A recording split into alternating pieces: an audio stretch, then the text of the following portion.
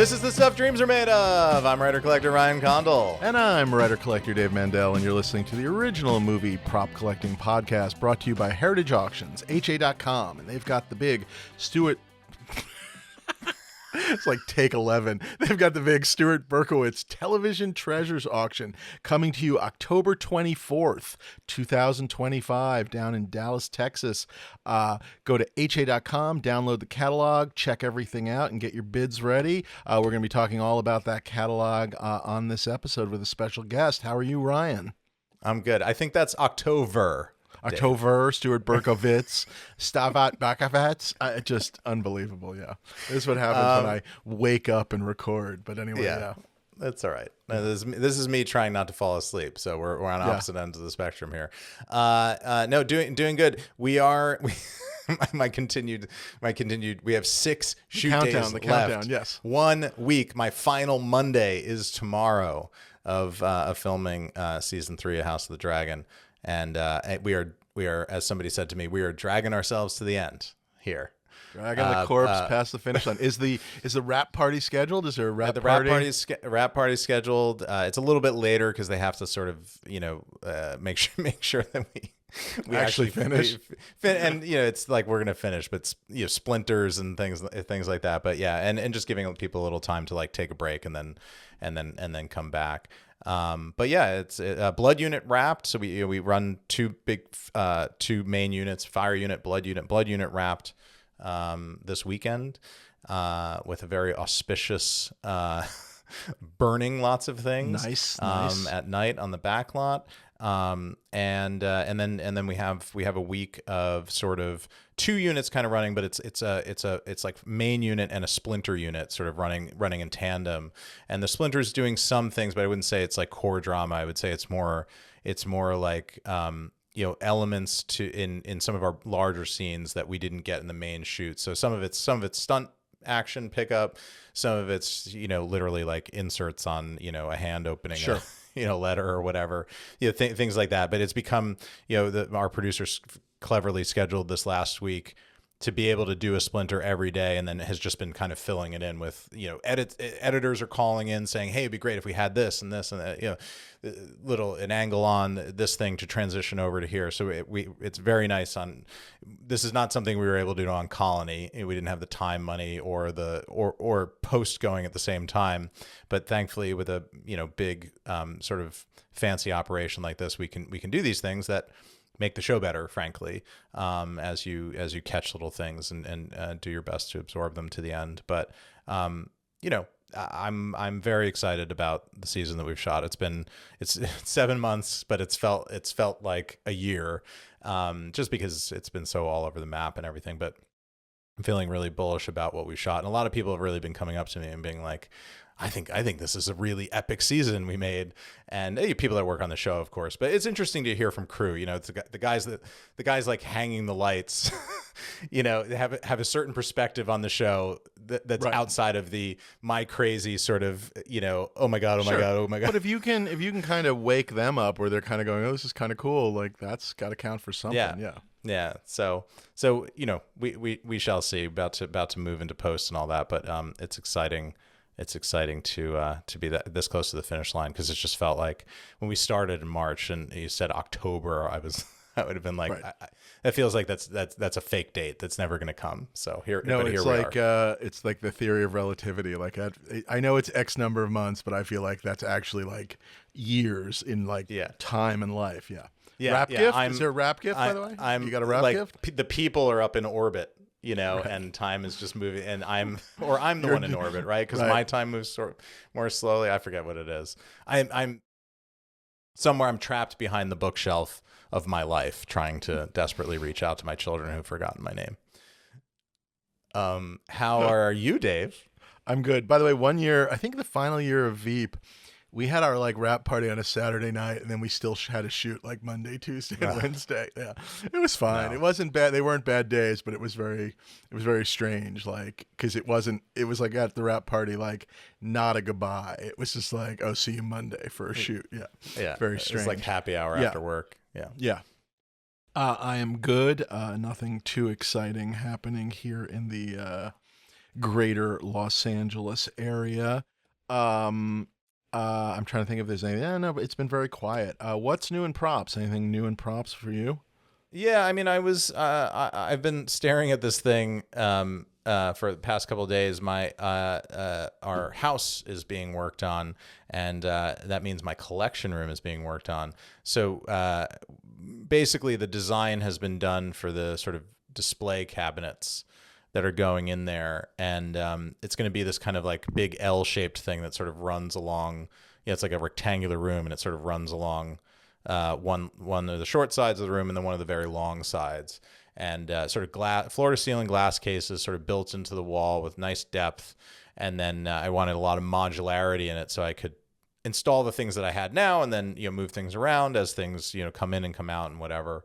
So that's all kind of now coalescing, gelling, and I had my first go at sort of, okay, let's see if we can lay everything out. Oh, that's cool, like placing stuff. Does it all Fascinating. work? Uh-huh. And I've sketched it in, and it's pretty fun. It's going to be really awesome, and the Batwing is going to have its own wall in there. That's on the sort of, if you walk in the room, there's like an L shape, left, and then in front of you is the long wall of cases, and then on the right of that, so opposite that the short wall with the display case is going to be the Batwing. So it's sort of the other short wall. The other short wall, yes, but long enough to display the Batwing with air top and bottom and sides and all that. So it's very cool.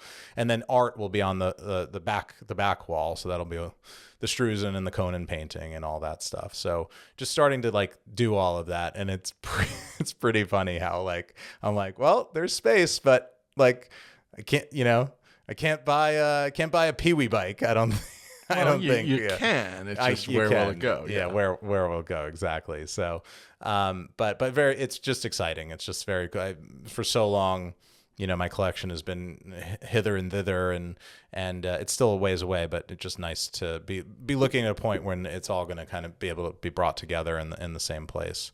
Yeah, and, nice to have it all in one country, if nothing else. So yeah. Yes, exactly. Exactly. Well, very just cool. a very, very enjoyable project, and just something I've really been. Are you doing this by hand, or do you have like a computer program where you have like I don't know, icons of like Statler and Waldorf, and you can kind of move them around on every shelf? Because you would need to like scan them or something to get the but what I have is the CAD plans. So I'm able to I know how they are, and so I've sort of measured things in general, sort of like right. it would ideally occupy this cube or this rectangle of space, because you don't have to be that exacting about it. You're just sort of seeing, because it's very, very modular the way we're doing this. So there's just lots of play. So as long as it sort of fits north to south and east to west, you can kind of figure out where to put the shelf to hold the thing up, and right. et cetera, et cetera.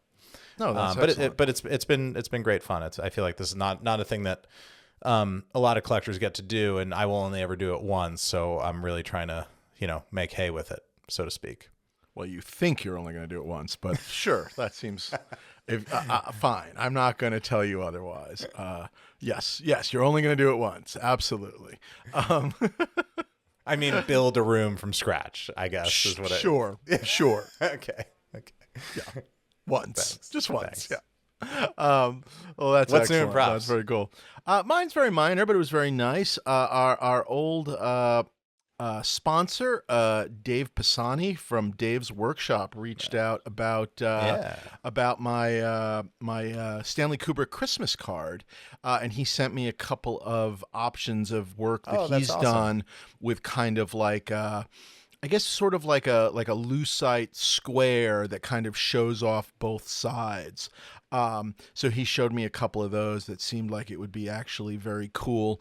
And I went back to him with a couple of questions about screw size and whatnot, and then just sort of I need to figure out how it sort of stands on its own. But it was very cool, and I'm going to take advantage of Dave and his kindness, and going to get him to make a display for it, which I think will be fun. And then I'll be able to see the card, which right now is sitting in an envelope on my desk. So that will definitely be an improvement, if nothing else.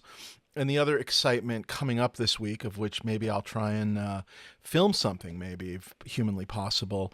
The great Gino Sabatino is coming out to Los Angeles, basically to do a to work on my alien costume. No, similar but different. A 5-day residency, basically to Him and Gaga, to kind of dig in on a couple of my pieces. He's going to do some fixing on my Vader helmet. The Vader helmet, because I think we talked about on the Vader deep dive, if people can remember, they are mismatched. It's sort of like the Ruby Slippers. It's two different helmets.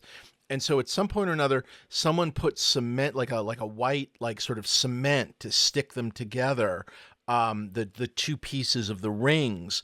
And basically, by doing that, I guess for the display that I guess would have originally been at Planet Hollywood all those years ago, by doing that, they kind of did it, but also somewhere along the way, I guess when they were separated, the cement broke and the rings have broken. And so he's going to kind of go in there and basically remove the cement, take the ring pieces that have survived out of the cement, and then kind of rebuild the ring. So it's all kind of interior. It has nothing to do with the exterior of the helmet, but he's going to kind of do that, and hopefully in a perfect world it'll sit better when all is said and done. And so we're working on that, which will hopefully then lead to a permanent Vader display, or at least a better, more solid Vader display. And then while he's here, we're going to do some other various minor repairs and whatnot on a variety of my things. Plus, we're going to work on a C-3PO display. So a whole bunch of stuff, which I'm actually very excited about. But that will be a very fun sort of, I guess, week of props or prop repair or restoration and whatnot. So please take photos, videos. We should whatever you're content show to something sharing, off. Obviously, I'm not going to be there every moment of it, but maybe we can at least show some of it off. But hopefully, if nothing else, the end results. Yeah, I imagine you're going to choose not to be there when he's trying to separate your cement bonded Vader helmet and just sort of walk out of the room. The two pieces are separated. It's kind of almost like baby chiseling, I guess, almost at like the top where I'm going to say again, I feel like when the baby chiseling is going on, I probably don't want to be there, but I have a lot of faith, so I'm very excited about that. Gino is the best. So getting him out here is super fun, and that'll be very good. And then there was an interesting thing that you and I were talking about offline, and I thought I would bring it up here, but let me find it. Alta, which is, I guess, a website. Alta, yes. I was less familiar with it, but they ran an interesting piece on the Academy Museum that anyone can go look up. Basically, it was published September 22nd, 2025, written by Michael Callahan, Callahan, with photos by Todd Seeley. And basically, it's in their culture section under, I guess, architecture for whatever reason. And the headline, all about the Academy Museum. Why is the Academy Museum Why the Academy Museum is a Hollywood flop, more flop than blockbuster. Mired in budget overruns, clumsy politics, and curatorial missteps, the Academy Museum has lost its plot. And it's a really fascinating article, and it's brutal. It's not brutal, but I'm also sorry to say it's not wrong. I am you and I are both backers of the museum. We are sponsors. We have helped. We've donated money. I go all the time. I take advantage of the screenings that come with my membership. And I will tell you, I've not seen the new Jaws exhibit, which I've heard is pretty good. But separate from the Jaws exhibit, boy, it's a tough museum. It's a lot boring, and the layout really does not work. And it's been funny. I've been showing it and talking about it with other prop collectors, and everybody has the same story of just kind of going there to see something and not being able to find what the thing is that they wanted to see. And they kind of take you through it. And this is not, I want to be really clear, this is not about specifically the role of Jews in Hollywood or any of that stuff, which has been covered in a lot of other places. It's really You just don't have about anything to say about that either. yeah, nothing at all. It's really just about a museum that doesn't tell a story. It just really doesn't tell a story. And I'm sure there'll be a lot of folks that want to yell, "Oh, it's too woke" and that kind of stuff. And I'm sure that's a part of it. But at the end of the day, I find it's just so disappointing how boring it is. It's just a boring place. And I don't know. You read the article yourself. Yeah. You've been a couple of times. Yeah, I've been fewer times than you, and I do love the theater. I have to say, I think it is the best movie theater in Los Angeles now. If you're going to see a film, a retrospective, a new film, a premiere, or whatever, it's a great theater. My feeling, I mean, two simple examples for me. I've been there a handful of times since it opened, however many years ago. And I've never seen the ruby slippers. They have the ruby slippers, and I've never seen the ruby slippers. And you get all this, we have to rest them and the lights and the whatever. There are certainly ways to do that and still have the ruby slippers on fairly regular rotation. And I think that's nuts. I mean, with the amount of artifacts that place has, they just have very few props and costumes out on exhibit at any given time. And it's frustrating because that's the stuff that I feel people want to go and see. Those are the things that you want in a museum space that you want to interact with. And the other example that I have, there's this wonderful exhibit at some point. This is probably going back maybe 2.5 years, of the great painted backing from North by Northwest was up in that big room. It had its own solo exhibition room. But even that room was very strange. I mean, the spacing of that galleries, I guess, this used to be a department store, and originally they were going to build, I guess, a standalone building closer to one of their other locations, and then they owned this, and they decided to renovate it. And I guess they left a lot of, the structure inside as is. I find the spacing, the mall layout. Yeah, those galleries are just really strange. Like that room that had the North by Northwest in it, like, you couldn't really take the picture you wanted. You couldn't get back. Anyway, I thought it was a strange room. Anyway, I just loved seeing the painted backing. Fair enough. Yep. But for me, I went in there then again, maybe not that long after, but I brought somebody with me and I was like, "Oh, you got to go check out. They have the North by Northwest thing," and they had turned that room into a display on vertical cinema. And I'm like, what is vertical cinema? And then somebody explained to me it's essentially the idiots that shoot things with their phones, up and down instead of in 16:9 or, it's widescreen television layout. It's shot in basically TikTok layout. And I'm like, I'm sorry, that's just not a thing that doesn't exist. And it might exist in the future, but it is not a part of film history. And you've taken this entire dead space in your museum and turned it into a thing on vertical cinema. This is supposed to be the history of Hollywood, and I don't know what you're doing. Well, that's exactly it. To me, you walk in there, and there's no journey that takes you through the history of Hollywood.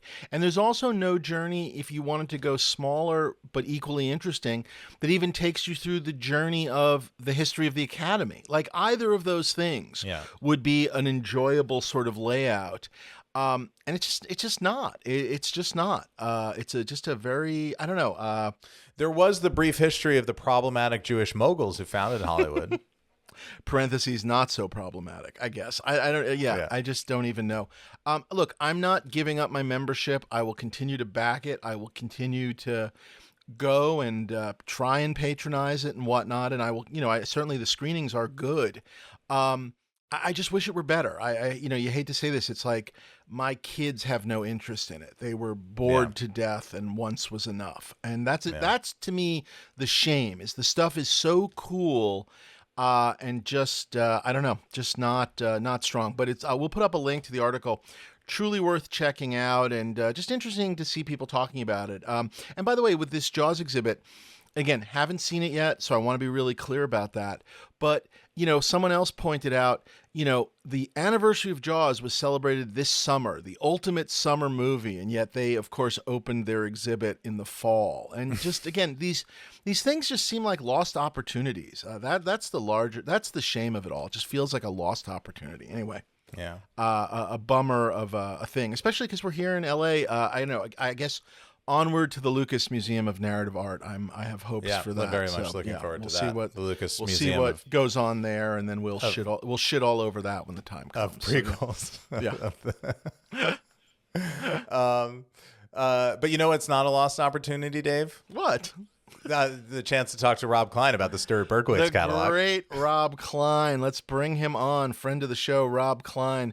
What are you, Rob? You're like not a prop originator. You're like with the last of the old school prop collectors. I don't know. Oracle. Prop oracle. Prop soothsayer. Okay. Prop divining rod. Human prop divining rod. I like that. Yeah.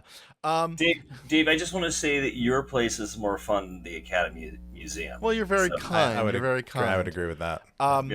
Rob, you're coming to us from the bridge of your spaceship, it looks like, which is very cool. I like the look of that. You can't see my buttons on my armrests, but I do have them to control things. We're going to dig in. Rob, you these days, if people, of course, know your fine book about Back to the Future, the Back to the Future Almanac, which is available where, if people are looking for it? I think Amazon, and then backtothefuture.com, the official Back to the Future website has. There you go. It's probably out of stock, though, so I have to get them more books. Fair enough. So you can't get it even if you want it. But we're going to talk all about the Stuart Berkowitz Television Treasures Auction, October 24th, 2025. Rob and I both had the pleasure of knowing Stuart a bit. I don't pretend to have been a great friend of his. We had many an email, many a text, one or two phone conversations. He was really kind about sharing his collection, like in terms of showing pictures and things, which I always appreciate when you have a collector that isn't all crazy secretive and whatnot. And we were able to, do some deals together, basically, certainly back during the Greg Jean auction, Stuart and I spent a whole bunch of time on the phone together, sort of figuring out how we would avoid bidding against each other on some of the 60s Batman stuff, which was obviously a big favorite of his. And it was shocking and sad to hear that he had passed away. So very, very sad, and I hope his family is doing okay. And it's sort of sad to see the collection, but this catalog is amazing, and we get to see it all. And the collection, I knew a lot of it, but boy, it's even better than I guess I even realized. Like, I had not seen all of it, but it's pretty amazing. Probably the best. Probably the best television collection I've ever seen, or certainly in its form currently. I don't know. That's my sense of it, just looking at it. Rob, anything you want to say about Stuart before we get going? Just really wonderful, kind person. He's the kind of person that you are glad that these treasures ended up with, because he was a great ambassador. Yeah, it's a shame he never, the museum that he was thinking about building or making, I don't know how to describe it. Boy, that would have been something. But now on to the catalog. This is, it's a pretty amazing catalog.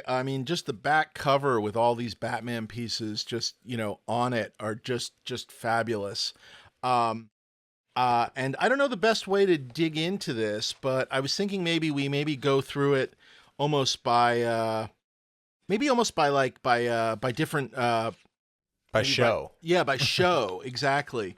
And one of the things, just to start in, because it's probably the easiest way, starting right from the first lot, but also the first section, is the Honeymooners, which was one of the things Stuart and I bonded over when we chatted. The Honeymooners, the great Jackie Gleason, Art Carney, Joyce Randolph, Audrey Meadows, used to air in New York City, still does as far as I know, although I haven't been in New York City for a long time. Used to be on at I guess at midnight on Channel 11. It was after The Odd Couple, or maybe The Odd Couple was at 11 and The Honeymooners was 11:30. Anyway, I used to watch it every night. The Honeymooners, just absolutely, basic, it's one of the DNAs of sitcoms. It is basically four characters, for the most part, one tiny kitchenette, and it just tells huge and wonderful stories that I think resonate all across comedy writing today, physical comedy, wordplay, just really wonderful characters. And Jackie Gleason is Ralph Cramden. And Stuart really loved this show, and it's a pretty amazing collection. And it starts off with he's got right from the get go, he's got one of Ralph Cramden's basically just a full bus driver uniform. Have you, Rob? Is this something you've ever seen in your travels? Is this something you've ever bumped into? No, it was like, Honeymooners was just something that, like everything iconic, I always was like, well, where's this? Where's that? And then it was sort of like, didn't know anything about where the Honeymooners stuff is. And then, of course, when Stuart Berkowitz came into my world, it was like, oh, he has the Honeymooners. And it was I was always fascinated to learn more, like, well, who had these? Where did these come from? I never really learned any of that other than just he had them. It sounded like from reading these things that a lot of these people, or some of these pieces, came from, I guess, Gleason himself, which is kind of really cool. And the thing about the Honeymooners, it was so popular. There's sort of the original 39 episodes, and then they kind of brought it back later as part of one of the Jackie Gleason, I guess, variety shows. And what's really cool is this is the uniform from the original 39 episodes, which I guess we Honeymooners fans consider to be sort of the super incredible, and those are the episodes you remember: the man from space, the name that tune, the conga lesson. Ryan, did you ever watch the Honeymooners? Is anything that means anything? Because you were you were in Jersey. I mean, it was on at night. Yeah, I was. Yeah.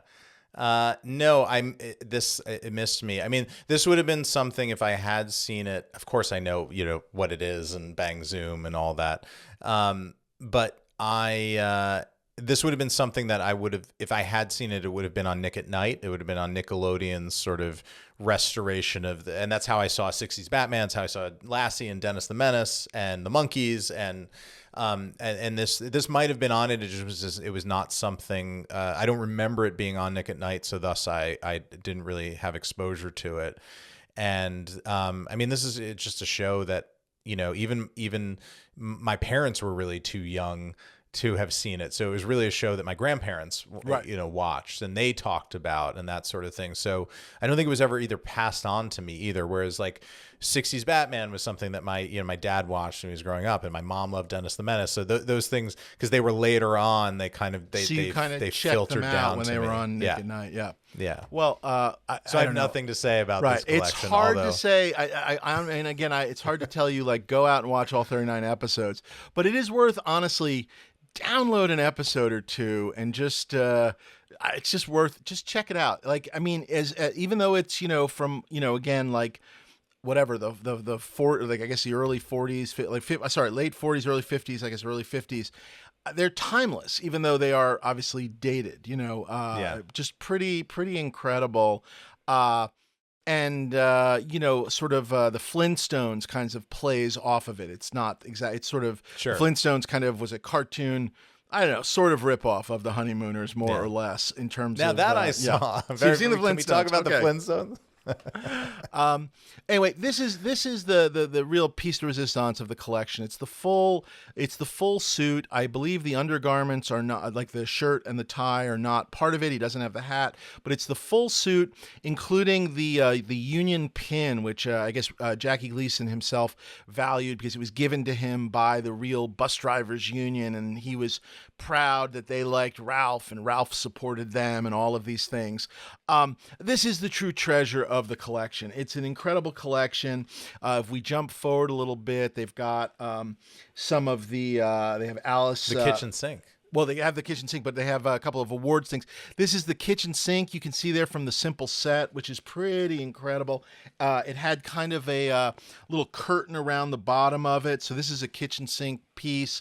I mean, you can see what Stuart was going to do. I mean, he had that suit. He's got the sink. If you go to the next lot, this is Ed Norton. This is the vest.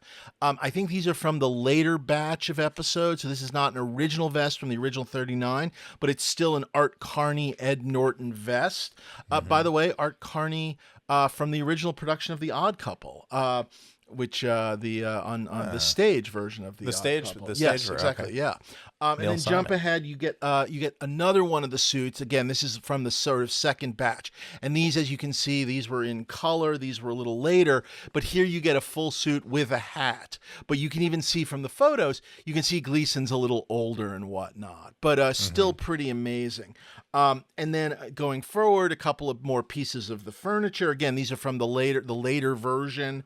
A second version of the kitchen, but it speaks to the fact that I think Stuart was basically going to build a full, I guess, replica of the set, and then these costumes and stuff would have been a part of whatever his display would have been, including he's got a couple of wax busts. If you look at 8 and 9, they're both actually really good, or they look pretty good, at least in the close-ups. And I can only assume these were part of his displays, which, again, this would have been a hell of a museum. And then this is followed by a couple of wonderful, just like merchandise from the show. A Jackie Gleason toy bus, and what every kid wants, lot 12, a bus driver's outfit toy, which is really kind of wonderful. A true busman's holiday. Yeah. Getting to the play comic book. driver. Yeah, there's the outfit, the comic book. I love the animation cells. Yeah, the animation cells are really nice. Lot 14 there, very cool, and just truly wonderful. Just an amazing set, and then a whole bunch of documents, script material. If you keep going, again, a whole section here. And then some other stuff from just the Jackie Gleason show, and some Jackie Gleason memorabilia, including a really cool passport. Again, this stuff is, it's dated. Jackie Gleason, the great one. They even have his golf clubs. I don't know. I'm blown away by this stuff. This hits a real,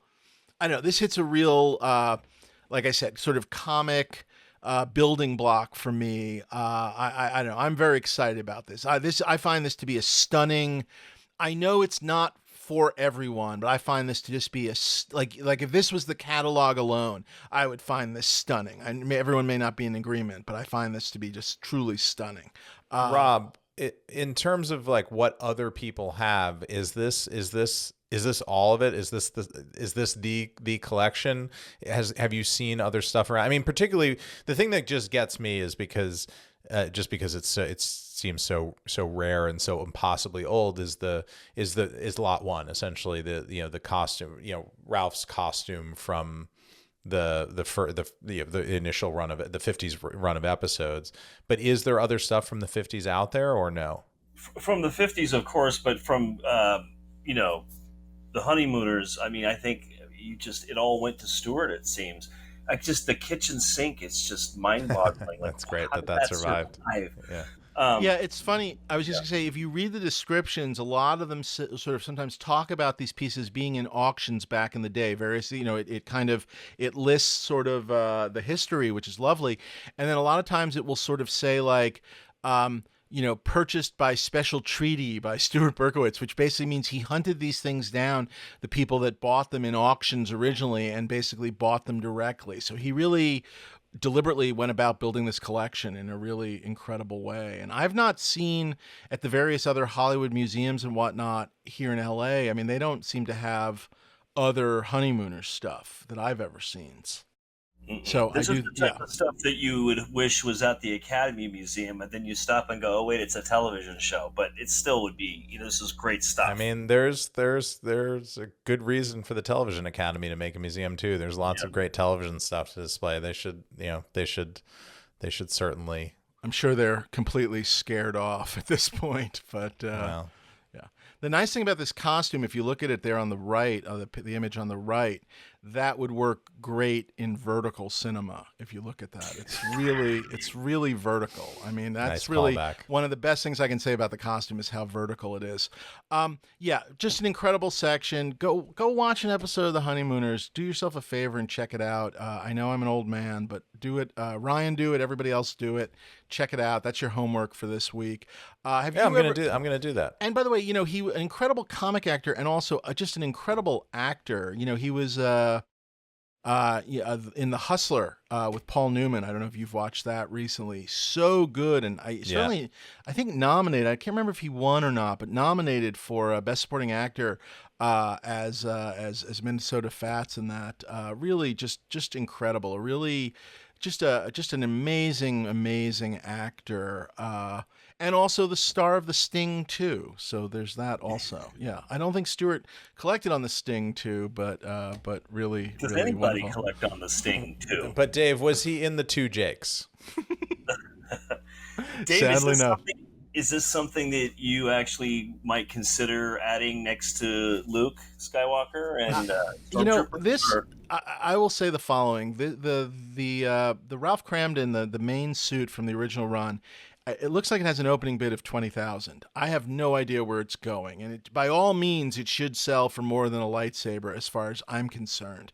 But within a range, I will absolutely be bidding and chasing this. I don't know how high I want to go, but this is just incredible. To me, it just, like I said, it speaks to me in a way that, again, for me, it is instantly recognizable.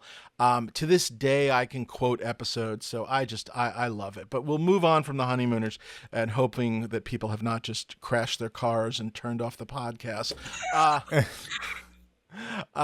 So this brings us to the 60s Batman. Crash your car. That doesn't affect us, but don't turn off the podcast. Yeah, if you're there in your sort of accent with the airbags deployed and the podcast is running as the EMTs reach you, maybe we get some new listeners. You don't know. Like the EMTs are going like, wow, this sounds really interesting. They're talking about a show I've never heard of that's in black and white, starring a very fat guy and a skinny guy. I'm really intrigued. Maybe that tall, handsome EMT has seen 60s Batman and is about to be very excited by what's coming up here in Lot 27.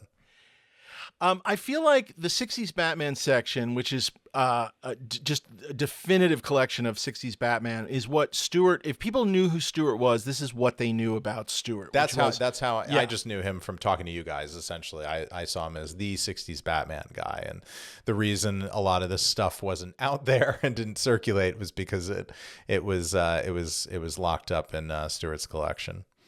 And the first piece, which is just obviously incredible, and we'll talk about this whole section, but it starts off, and I thought this was interesting and kind of cool that they basically put these two together. The Batman and the Robin are together, so that basically you're buying both. It has a very healthy starting bid of $200K. But I mean, if you think about the two of them separately, others have gone for more in the past. But Stuart put these together piece by piece by piece. And Rob, just tell us a little about these, because they're pretty incredible. I mean, we're just looking at something you don't see every day. Yeah, and just as you mentioned, he had to piece these back together. This wasn't like these weren't ensembles that he bought complete. I think we know, or at least I know, of two other complete Batman and Robin ensembles. One of them's come to auction years back. Do you remember the people might remember? I think it was the first time they were both sold together, and I do recall that. Yeah. Yep. Yeah, there's a great set in a private collection that's never come to market, and then this would be the second set that's come to market with Batman and Robin. I don't know if the description says this or not, but I mean, I don't think the Robin belt is original. I mean, I don't know. I'm pointing that out without reading the description. But everything else looks right, and that Batman is 100%. It's funny. The belt on the Batman was the last piece. That's the thing that I last spoke to Stuart about, was he was going after one of the belts in the Greg Jean auction. I was not going after any of the belts, but I was interested in getting a couple of the pieces that go on the belt, and you can see that he bought the belt and then added. You can see that piece right up front, which is the all-purpose bat swatter. That was not on the belt he bought. He basically bought the all-purpose bat swatter, I believe, and added it to the belt so that it would have a couple of cool what's the word I'm looking for? Pouches on the belt, which is really, really wonderful. And that was like I said, that was one of the last things I spoke to Stuart about, was him getting that, and then us talking about batarangs and whatnot, which is pretty incredible. So he was able to add that. The suit is really nice. There's there's a little bit of sweat stains on it a little bit, but not particularly stretched out or anything like that, which is great. The cowl, the cape's definitely seen some wear and tear. The cape is also autographed on the I guess that's the left sort of front side. There's an Adam West signature there. Not my favorite thing to have it on a piece, but still kind of cool. There you can see a close up of the bat swatter, so you get to see that and the remote control for the bat swatter, which is very fun. Really just gorgeous. The Robin costume in particular is really nice condition. Just the cape on that, the colors and stayed really well, and all that. It's interesting that the decision to list them together. I mean, I guess. Well, I guess it comes from that other one, but I guess that look, a Batman and Robin together are far more interesting than either or.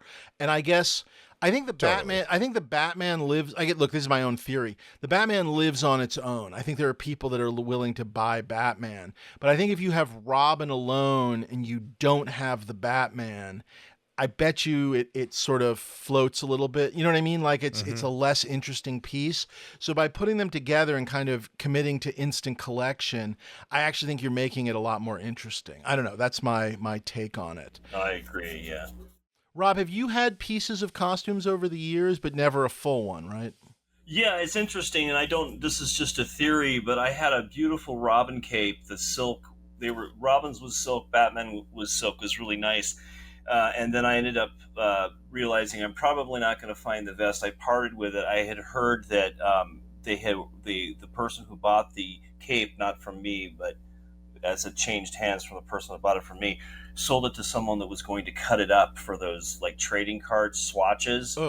I'm looking at the bottom of the Robin cape in the picture, and it almost looks like they started to do that, and then somebody's like, "What are you doing? Stop!" Oh, that's interesting. That's right. On the sort of lower right, it looks like pieces have been cut out of it. So you think this is possibly the cape you used to own? Yeah. Could have been. Yeah. I mean, hard to say without seeing in person, but I mean, just a theory.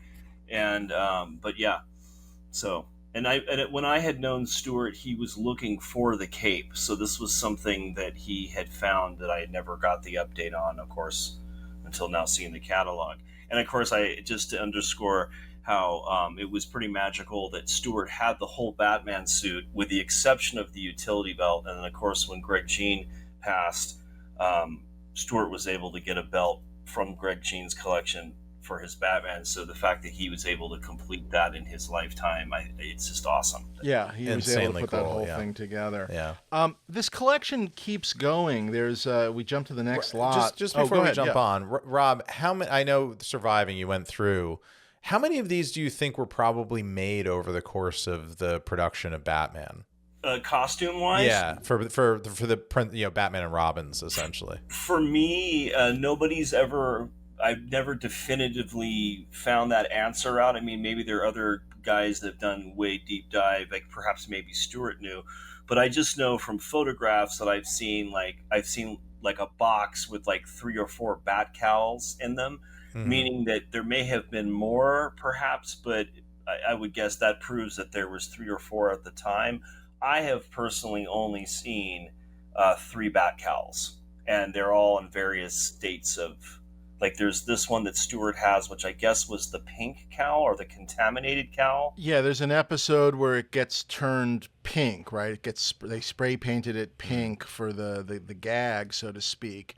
And then I guess it was restored back to the blue. But I think when I got to see this in person, if you look very closely at it, you can actually see.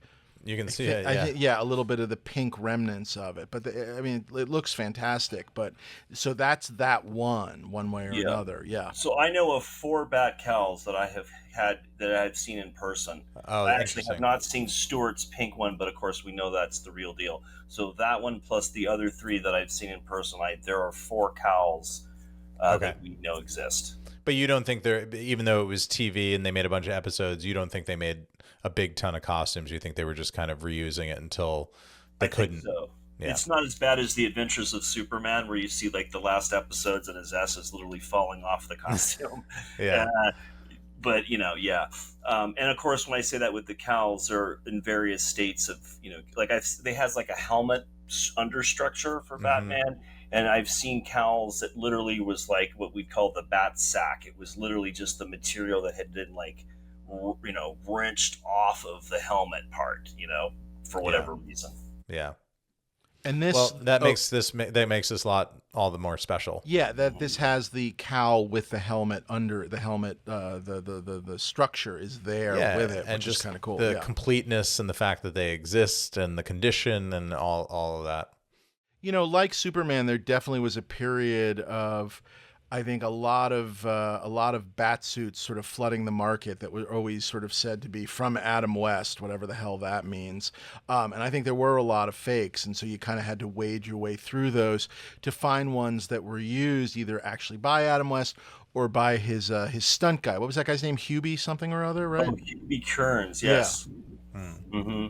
And even the chest emblem, like when you just start learning about these things, you go, oh, it's just a sticker. You're like, that can't be can't be the case. And of course, it is the case. So the fact that that's there still is amazing. Yeah, the sticker alone would be, worthwhile to collect unto itself. If you're able only to find the sticker, you'd be a pretty happy guy. Yeah. So this is gorgeous. And like I said, this just keeps going because the next lot. 28 is a full Batgirl. Yvonne Craig. Incredible condition. Yeah, really, really gorgeous looking. Just the full everything. And again, there's really no way. I mean, maybe it's just worth kind of going through. It's all the villains basically. I mean, in order. I love this joke. The Joker. Yep. I just love this. It is, yeah. I mean, head to toe, just fantastic. And again, there's pieces, and I think it's in this auction. There's the what is it? The Pagliacci clown white classic clown suit, which has definitely bounced around in terms of I've seen it in other auctions and whatnot. But I mean, the full purple Joker suit, just wow, just wow. And again, reasonable $25,000 starting bid. So the Batman has a real number on it, but these other pieces, boy, I don't know where they're going to go. I think there's going to be a lot of action, especially on this Batman stuff. I mean, the ability that you could put together basically Stuart's entire Batman run out of this auction is pretty incredible. The Joker, really wonderful. Then that's followed by a full Frank Gorshin Riddler, which is gorgeous. And that's followed by a Catwoman. This is a full Julie Newmar. And Rob, is this, you used to own one of these too, or pieces of one of these? Was this yours, or is this a different one? I actually believe I had Lee Merriweather's from the movie. Film. Okay. And that's the funny thing. I mean, Eartha Kitt, there was the other Catwoman, and they're all different. I mean, they look the same to the naked eye, but when you start looking closer, they're absolutely, you can tell that each one was custom made for the Catwoman. I think I read that each one of them had their own costume, but that gold, I don't know what to call it, that gold Catwoman belt, which kind of, in just a crazy way, sat on their hips, not their waist, their hips. It's the same belt on all the costumes, I guess, and that they kind of, each one of them sort of wore it differently because of their hips, which is kind of wild and wonderful. I got a great story.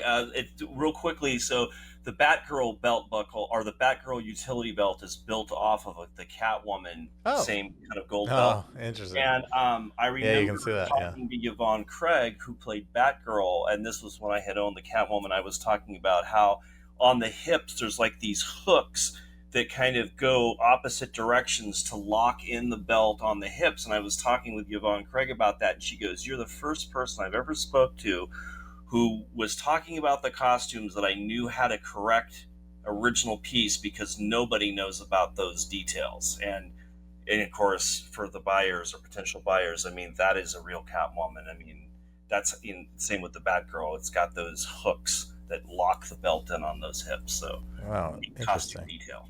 Yeah, great. I love that detail, although in my own mind, I like the idea that just the sheer force of Julie Newmar's hips kept that belt in place. Like, just, yeah. Probably did, actually. Just not that matters to anything in terms of these costumes, but Julie Newmar forever. With no offense to Eartha Kitt or to Lee Merriweather, but Julie Newmar forever, as far as I'm concerned. Yeah, and Frank Gorshin over John Aston. With no offense to John Aston. The Penguin suit is the next one up, lot 32. The only shame here is no cigarette. I feel like it would have been nice if I guess that would have been a prop more than anything else. But that's a hard thing to track down. Yes, I think it's a very hard thing to track. But down. even without it, and even without the monocle, it's still the mannequin, the costume. You still know exactly who it is when you look at it. It's the purple hat is just fabulous. Really fabulous. Burgess Meredith, just a genius. Yeah. Moving on. This was the thing that blew my mind very early in my life. Before because you kind of, when you're young and watching TV, you see these people not as actors but as the character, and it's hard separating. And then at some point, I think my dad pointed out to me that this was the guy who also coached Rocky. Right, and you're just like, that's not possible. Like, what? Yeah, that's not possible. And then you're looking at the two of them and the voice. Kind of mind blowing. I mean, I watched the Batman show. It was on reruns on our local. I think it was on Channel 11, Channel 5. It kind of bounced around.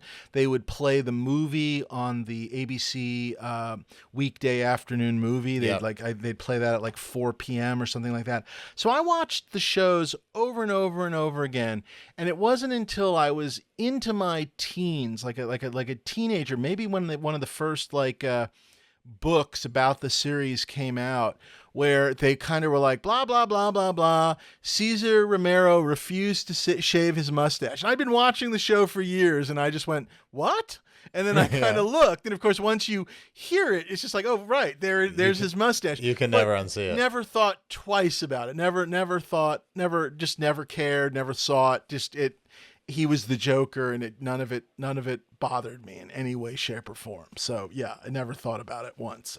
No one tells the Joker what to do, Dave. Yeah, exactly. Lot 33, Chief O'Hara full costume, which is wonderful, and followed by lot 34, a full Bruce Wayne with a cravat, which I just absolutely love. Like, full on You're So Vain Carly Simon with a cravat. Just fabulous. And then the collection doesn't stop. And this is where Stuart's just love, I think, of the show just goes wild here, because lot 35 is a Riddler plaid suit. But I mean, again, it's just like we're digging deep here. Lot 36 is Liberace. This is his character of Chandel. I mean, we're digging deep into these different villains here. Just Chandel. I can add something on the Liberace. Please. According to legend, and of course I didn't read the catalog, so this is all just off the top of my head. Maybe it's in there if it's not, but this is the plus. Liberace didn't like any of the coats, and he says, I have stuff way more fabulous in my personal collection to wear, and apparently that's where this came from. Yeah, it says in there that these were his own clothes, that he just decided this is what Chandel should wear. And then I'm going to stop a little longer here at lot 37, which is just, to me, incredible. This is the Bat scanner receiver from out of the Bat cave. Were these yours, Rob? Because I know you had something from the Bat cave. Were these yours at once upon a time? Yes, the Bat scanner. Well, actually, yes, correct. I found it out in the rain. It had been in the rain, and I acquired it, rescued it, and Stuart got this.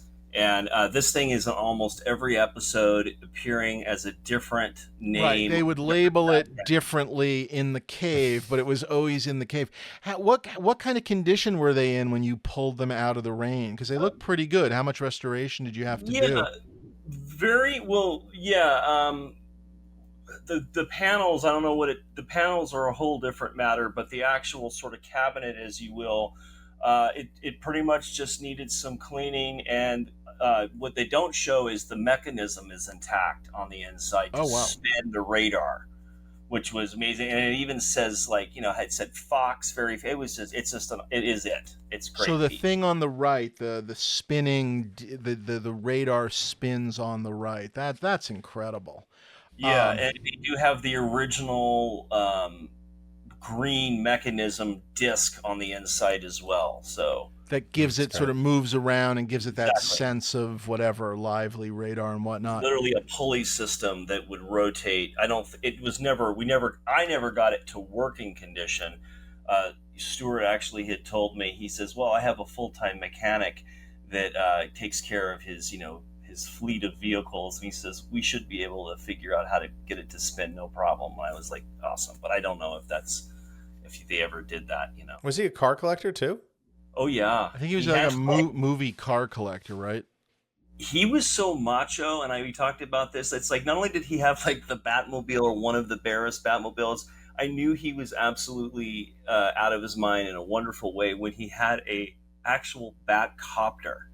I said, could you fly this? And he says, oh yeah, you could fly it, but I don't think it would meet the safety regulations or something like that. So I don't think he was flying around in it. But to go from great. vehicle to helicopter, that takes guts. Respect. That's dedication. That's like if Ryan, if your bat plane, like, you could fly in it, like it wasn't just on your wall, like if you could get in it, look and out, fly, yeah. Look out, you never know.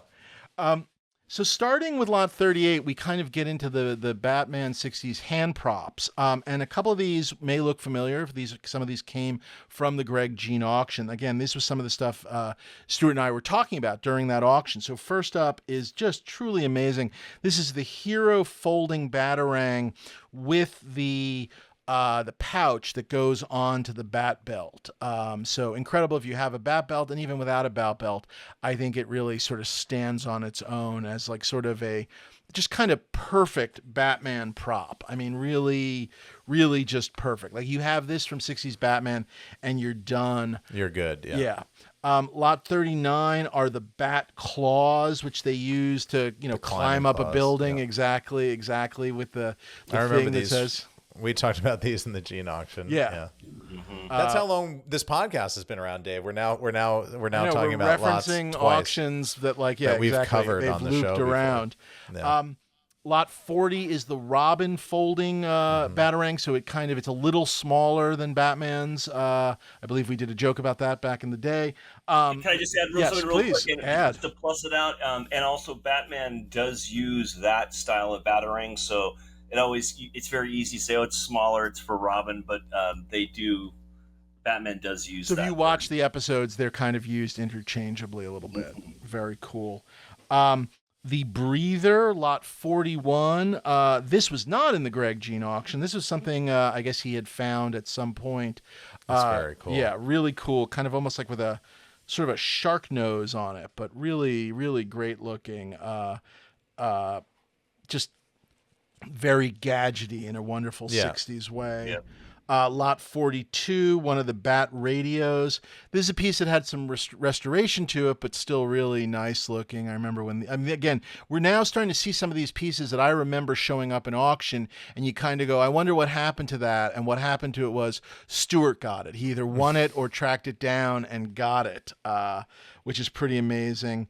I think the great thing about the radio is that it has the age, and I remember holding this in my hand back at Greg Jean's shop, and it was just so great to see that it was had some missing pieces, and it was worn, and just that's exactly how you want to see a prop, looking unrestored but yet cared for and loved. Yeah, absolutely fantastic. Right. And a lot of these props, because they have that sort of, like this radio, the bat look to it, I mean, they stand on their own in an incredible way, although obviously you could, buy it all and open your own museum.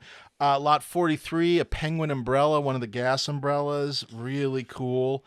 The next lot, the Joker grenades. Yep, I remember this coming around the first time around, the Joker grenade kits.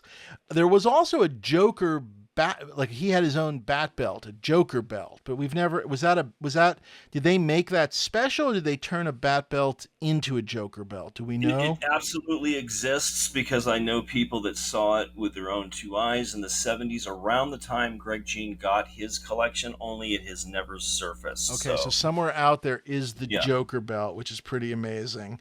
Lot 45, this is a non-folding Robin Batarang. So a lot of Batarang opportunities. I love 46, which is just a canister of Batgirl antidote pills, which I think is really, really special. Antidote to what though? I Whatever feel like you need. Like, look at her. There's a picture of her saving them with the antidote. I feel like What you'd if, have to be what if more one of us specific. bought that and we all eat one of them on camera and see how sick it makes And then us? you need the antidote. It looks like just some kind of, I don't know, maybe like a moldy Tums. It does not, I would not, I'm not sure I want to even touch it, but it's still very, very cool. 47 is Mr. Freeze's helmet. I think it's just the helmet. The sort of under thing is, I guess, a replica piece, with the frost and whatnot, and obviously a head under there. Such a wonderfully just dated piece of like costuming. I mean, it's really kind of nothing in a great way, but very, very cool. I had one of those, and the version I got ended up at Universal Studios and was in the Universal Studios wardrobe. And the reason these are around is because in the episode, there's several Mr. Freeze. He gets duplicated or something. So if people go like, oh, you see a lot of the Mr. Freeze helmet, it's like because there was more than one appearing in the episode. So that's why. Okay, very cool. Guys, it's still better than the Batman and Robin Mr. Freeze. It towers over it. Come at me on that one. Lot 48, we've got the Mad Hatter with the eyes, which is really cool. And, these are all, I guess you can see, like, these are, so it's the top hat is the prop, and then he's, Stuart, I guess for, again, museum display, made a full, basically, like replica head and whatnot to sit on. Not my favorite way of necessarily displaying, but I love the hat with the light up eyes. That's very cool. Yeah. The next lot, Masha, Queen of Diamonds, the prop diamond crown necklace and earrings, again, on a full sort of life display. And then this is another, lot 51 is a Batgirl cape and cowl. So is that not on the other costume? Let's go back. I'm sorry. I apologize. I think that's a full costume, Dave, and this would just be an additional, maybe he had that before he was able to build the whole costume. I'm trying to see. Hard to tell, because I can't see anything. So I guess it's an extra one. So that's kind of cool. Hand sewn, bat cowl constructed, rigid. It says internal handwritten number 1 Yvonne inside the cowl on the full costume. So that's lot 28. So this is just an additional that he had. Maybe he acquired this and before he was able to get the full I was going to say, you kind of get a sense of how he was collecting. He was picking up things even if he didn't have the full costume, and then obviously was able to find a full costume, and so maybe this becomes extra. But this is gorgeous. I think Debbie Reynolds had the complete Batgirl, and then the cape and the cowl was kind of the one floating around outside of what she had saved. Gotcha. Makes sense. Lot 52 is the Pagliacci. The Crazy Joe Davola version. Yes, exactly. Yep. But I am Pagliacci. An interesting penguin. 54 is fascinating. It's the character of Molly, played by Jill St. John, who's now married to Robert Wagner. And it's when she has to dress as Robin. So it was sort of the I guess the Robin costume made for her, which is kind of neat. And it looks like it's signed as well, or someone signed it on the inside there. A bat parachute, which I've never seen ever. One of the Batmobile parachutes with the bat signal on it. I'm just going one by one through. Art Carney from the Honeymooners as the Archer, the protective visor. It's funny. I don't remember that character, but I really enjoy this. The Clock King. These are the insignias that would go on the chests of his various henchmen. Like they'd always be names like TikTok and whatever they would have. Secondhand free. Yeah. I think that was the guy from Beverly Hills 90210 that ran the Peach Pit. So he went on after becoming a Nat. Yeah, something like that. Correct. Yeah. You guys are great. Lot 58 is when the Penguin runs for mayor. This is the Gallus poll. They made their own poll. And then just like in the Tim Burton movie. Exactly. You can line up your Penguin for mayor posters. I love this one. The old and the It's new. so strange that Yeah. that's the episode that they chose to turn into that second movie. But hey, no, whatever works, whatever works for you. It was like the Wrath of Khan discovery. Like, when they watched all the Batman episodes. He said, "This is what we're doing." This is the one. Penguin runs for mayor. This is the one. And I don't really want to make a Batman movie. I want to make Yeah. a Penguin movie and Right. just disguise it as a Batman movie. Jump to lot 60. We've got a second Catwoman. This is a Lee Merriweather one, so this is from the movie. So that's kind of neat.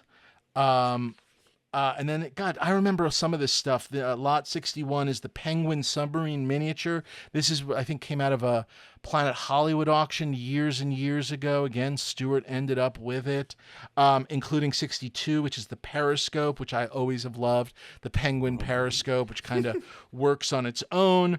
Lot 63, the Penguin's henchman on a miniature for the flying umbrellas. That's really cool. Then a bunch of posters and lobby cards. And then he's got a bunch of replica stuff, which we can skip over.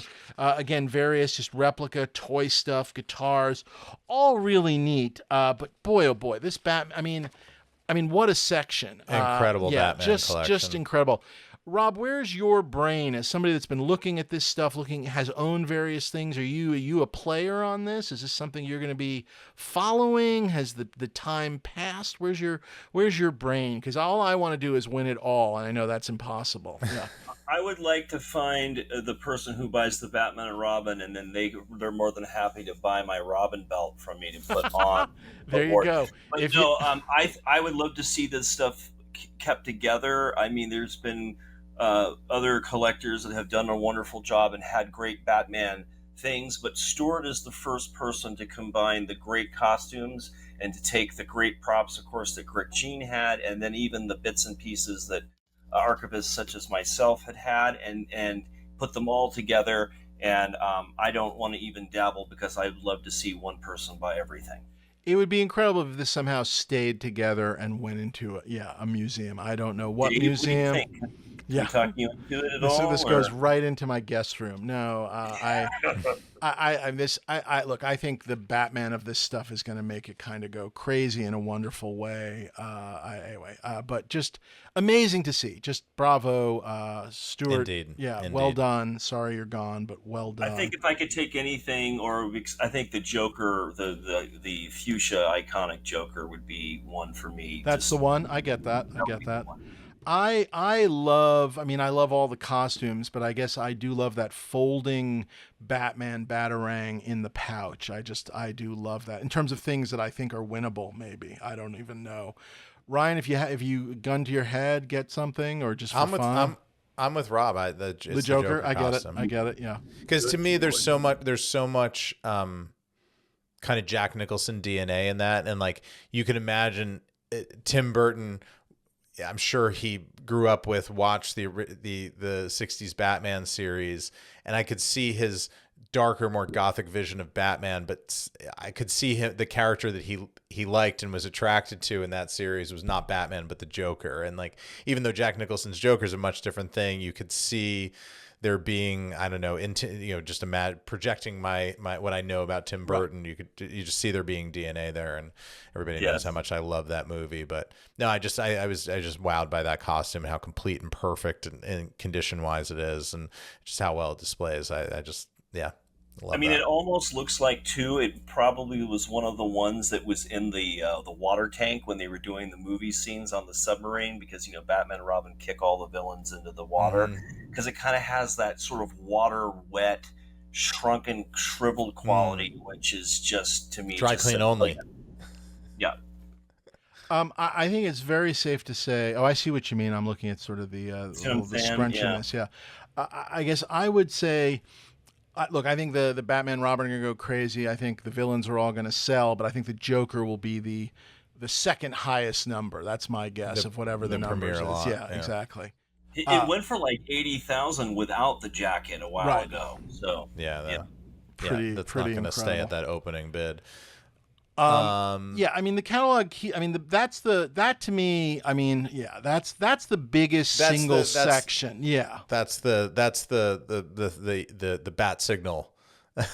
for this sale in the catalog is definitely the Batman section. And I actually appreciate the fact that it kind of is the sort of second section that it goes Honeymooners, then goes. I mean, I guess it's alphabetical a bit, but or maybe it's I don't know. Maybe it's no, it's not really chronological. I don't know. But I'm glad you can figure out what you're getting from the Batman stuff, and then if you don't get what you want, you have the rest of the catalog to sort of maybe figure some things out. And I think it'll be fun just to kind of go through and call out some of my favorites. I we can kind of move a little quicker through the other sections, but I was really blown away. There's a couple pieces of Desi Arnaz stuff. Lot 76 is a Ricky Ricardo smoking jacket, and lot 78 is a Babalu drum.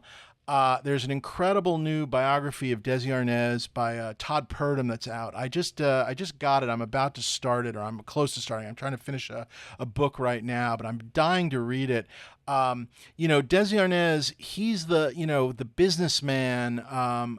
But, again, he had his problems later on with alcoholism, but he's the one that really helped create the modern sort of multicam camera system, the shooting on film, the notion of reruns, of selling them into syndication, the buying of RKO, like Desilu being this just giant force.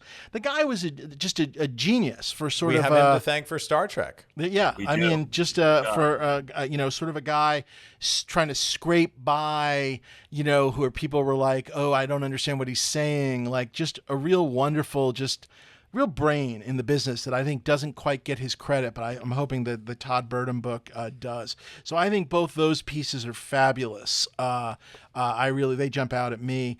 And then there's a whole Munsters section, which is really very fun, starting with lot 80, a full Fred Gwynne, Herman Munster.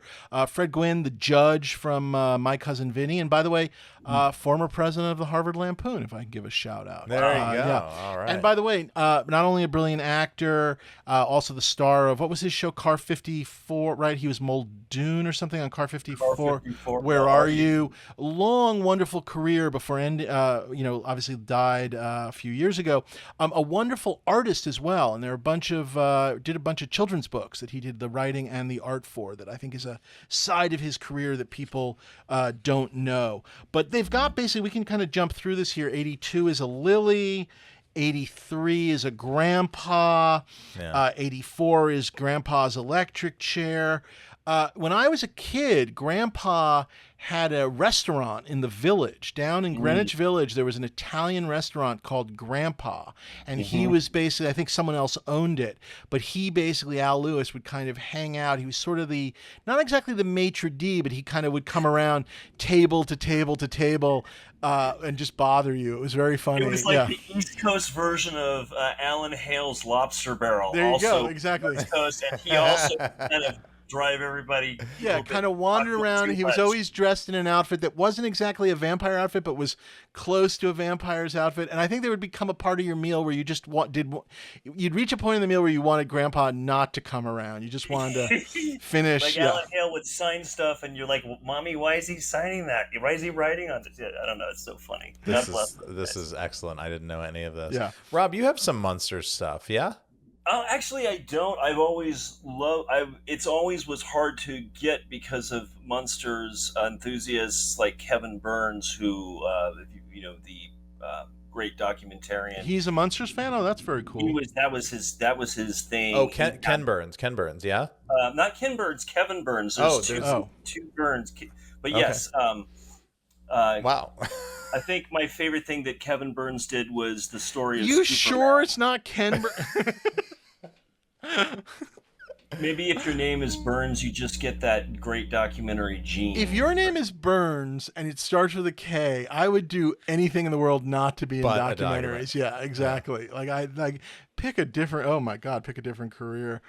So he's a big time collector. I mean, again, these pieces are priced. I mean, the Eddie Munster at 85 is starting at $3,000, and then Eddie's Oh, it's a replica Woof Woof. I remember Woof Woof.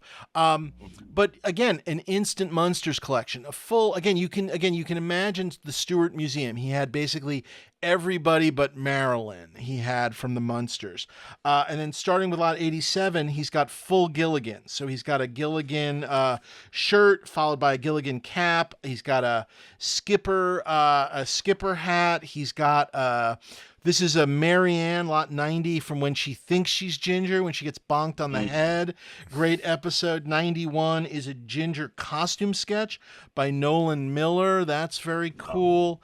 Then a full Ginger 92 of her trying to, I think it's when they're acting, doing a scene, but of course Gilligan thinks she's trying to kill the professor, that they're having an affair. I mean, again, these are Ryan. Where does Gilligan's Island fall in your world? Yeah, ever watch any of it? No, okay.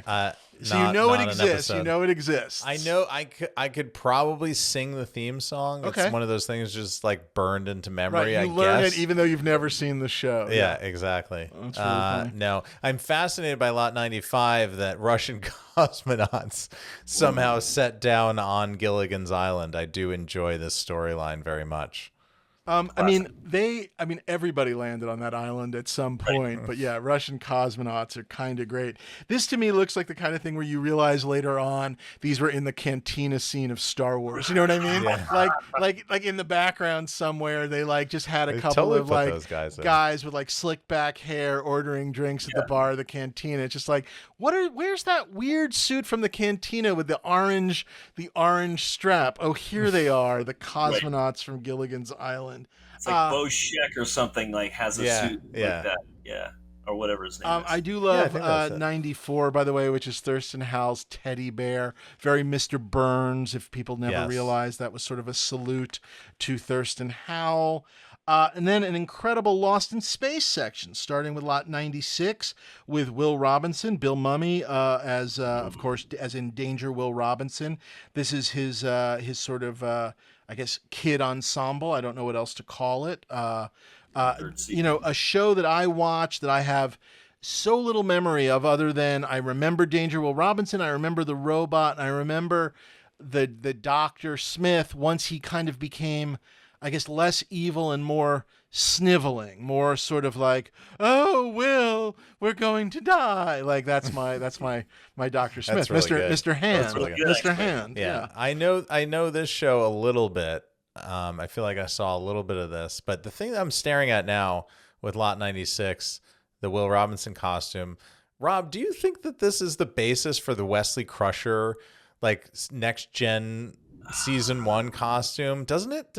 Like when you just see it without Will in it, and the colors that were just like the around his striping, collar. the striping on the sleeve, and the way the kind of turtleneck collar is done. I don't know. Totally. I mean, I also just want to point out, like, those are ski pants, off the rack ski pants, and it's just amazing that that's paired with the custom made velour top, and the ski pants hold their dye. I hope they were pumping the air in. Clearly, they do hold their dye better. Rob, is there anything that jumps out at you in the rest of this section here? I mean, I don't really know these spacesuits and stuff. Are these rarities? I mean, you're more of a Lost in Space guy, I think, than either of us. It's hard to find Lost in Space outfits with the pants, and then they have the under turtleneck part often missing from many of the surviving tops. So the collector or the future owner of this I cannot underscore the specialness, how you've got all 3 pieces with that ensemble. Gotcha. With the Bill Mummy. Very, very cool. It's all cool. And then moving forward, we've got a Judy outfit from like a snow episode, and then a spacesuit. Again, I don't know. Are these are Penny. Oh, Penny. Sorry. From like the early episodes. Apparently, that one's not apparently. It screen matches, which is awesome. And then the spacesuits are great. Lots of those survive, not in quantity, but I think we know that there's at least one from every family member. Just awesome collection. It's interesting. I wonder if this was sort of the next thing Stuart was working on, because it's not quite as complete as some of the other sections. So maybe he was like, "Oh, I'm done with Munsters. Time to turn my attention to Lost in Space." I've got the bat belt now. Yeah. Now I can go find the rest of the spacesuit pieces. He's got a full-size replica robot, a bunch of things, and then we get to lot 101, the full Barbara Eden genie, full, pink harem costume. Just gorgeous. We just saw a bottle sell for a crazy number a couple of auctions ago. And what I love about this is he has 101 is the full Barbara Eden classic pink, and then lot 102 is her, I can't remember her sister, right? The evil genie, her twin sister, which is the green version of it. And she's sort of the naughty genie, which is just kind of great. Also played by Barbara Eden. So kind of wonderful. And then they have a couple of, they have a Tony Nelson flight suit, Larry Hagman, Master.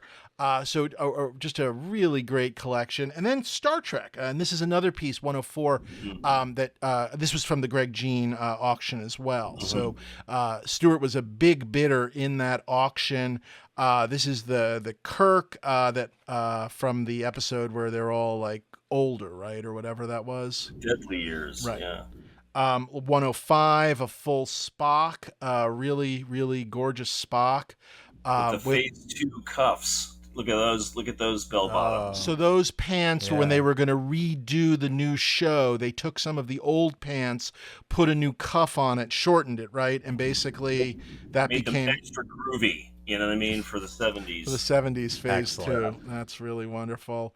Let's just keep going. Uhura, I mean, he was really putting something together here. 107 is just a random red from Celeste Yarnell. And then I love 108. This is the Mirror Kirk, which is great. Could use a couple more of the various pins and medals and things, but that's pretty excellent. I love those Mirror episodes in general. Well, I was just going to ask Rob, where do you think we sit now coming out of the Greg Jean auction, which felt like it got some pretty high numbers, I guess, for this original Trek, and then some stuff did even better following that auction, I guess, off of the Heat resurgence or people feeling like they missed out or something. I mean, what do you think? Where it's been pretty quiet in the 60s Trek in the last 2 years, really, because I can't believe it's been 2 years since that Greg Jean auction already, but I haven't seen a lot of this stuff come to market. It's 2 years this month. So by the time when this airs, it's basically been 2 full years since Greg Jean. Wow. Yeah. Well, didn't a Kirk get like 450,000 in a post Greg Jean auction world? Yeah. I mean, maybe or not. Maybe I don't know who auctioned it, but that's what I had heard. Yeah. I think that it's just there's a lot of Star Trek people out there that have got things from Greg Jean, and I think that now there might be some play because they're like, oh, now is my next chance to get the Mirror ensemble. Yeah, right. I missed out on it, or I need a Spock to go with my Kirk, or those kinds of things. And there's also the imprimatur of the Berkowitz collection, just the way there was with the Greg Jean collection. Maybe that's if Stuart had this, then it must have been. I do think the Greg Jean auction relit sort of a bit of a classic Trek fuse a little bit, or at least reminded people how cool it was. Again, from a key auction, but it definitely seems to have again lit a fuse. I don't know what else to call it. I don't think this stuff does as well when it's only with a couple of collectors. I think when pieces sort of get out there, it inspires people, and then because it becomes obtainable to more people, right? The opportunity or whatnot. Why you guys can't hoard Star Wars stuff as you're doing. I'll get right on that. Yeah, I have so little. The opportunity, pretty amazing stuff. And now we're getting into some of the TV stuff where even I am sort of stretching my limits. So starting with lot 110 is a bunch of Howdy Doody stuff. So we've got a Clarabelle the Clown. I watched some of this stuff when I was a kid. This is the stuff my mom loved. She loved Howdy Doody. And so it was still on in the 70s, and she would have us watch it. Clarabelle the Clown and Uncle Bob, Buffalo Bob. These are from the retrospective thing from the 80s. The Lot 111. I Yeah. think. Oh, they're both from that, so they're not originals. Gotcha. Dave, is your mom a costume collector? She is not. She will not be bidding against anybody. Okay. She lost out on the X-Wing and really hasn't been the same since. She was the third underbidder on the Pyro X-Wing, and she was pretty pissed. And she's now buying Pokemon, so more of a Pokemon collector. So that's pretty cool. She's an NFT speculator. Yeah. Someone was trying to give me a commemorative Bitcoin from something, like not a value thing, just more of a fun thing. So then they're like, you need to download a wallet. So I had to fucking download a wallet and then like hide the secret passwords and all of this stuff. Yep. And then now you too can lose access to your valueless coin. Well, and then they sent it to me, and I can't. Like, I don't know where it is. Like, I think they sent it to me and it never arrived. Perfect. And it's been so frustrating. I'm walking away from it and it's just better. Like, that's the full Bitcoin experience. You've just been through it. Nothing to do with it. Yeah. I guess the full experience of losing $1 billion without losing $1 billion, but it has been so annoying and so stupid, and everything about it is unintuitive, and it makes. But just me think crazy. of the value of the time that you lost with this dumb venture. Exactly. Let's jump to lot 112. Rob, what do you think about this sucker? Very cool. Wow. All I can say is to protect myself. I have a black and white Superman, and I know how to authenticate those. But when it comes to the color, it gets really contentious. But I'm sure if it was Stuart's, it's good. I'd like to think Stuart would have whatever, but we'll simply say do your research and keep moving. Now we're jumping into lot 113, Captain Kangaroo. Again, this was another show that was still on when I was a kid. This was one I never understood. Yes, I knew Captain never Kangaroo, cared for Captain Kangaroo. But I knew it, watched it, didn't care. Yeah. Yeah. But again, and yet I know these characters. Lot 114, Mr. Green Jeans. 115, the signature red, the red outfit of Captain Kangaroo. He also, like, guys like Conan O'Brien would bring these, I feel like, bring them on talk shows and stuff from time to time. Lot 116, an Andy Griffith show. Don Knotts is Deputy Barney Fife. That's nice. Pretty amazing. Lot 117, Mr. Ed's Horseshoes and Cast Signed Photos. The Beverly Hillbillies. Oh, yeah, he signed them himself. Again, another show I know, but this was not one for me. But it looks like we've got all this Jed Clampett stuff. Pretty. Again, I'm just enjoying looking at this stuff. The Petticoat Junction train and miniature train station of Hooterville, which is the full name. But 122 is a show I loved. I watched Bewitched. I loved this show. Did you prefer it to I Dream of Jeannie? I like them both, even though they were sort of oddly similar. Marrying a Witch or a Genie, sort of very similar. I loved, obviously, Elizabeth Montgomery as Samantha, but really loved her mom, Endora, which is lot 123, and how much, in the sort of, again, classic sitcom way, she really hated the husband. Like, she would always call him, like, Durwood. Yeah, right? Durwood. Yeah. And I mean, I remember this from, I have not watched Bewitched since, like, the early 80s, and I can remember she called him Durwood, and I don't know why I remember that. Like, it's locked in there somewhere. I guess it's ultimately why I ended up a comedy writer. I don't know. Or I love it. Yeah, some version of that. A great Endora outfit here.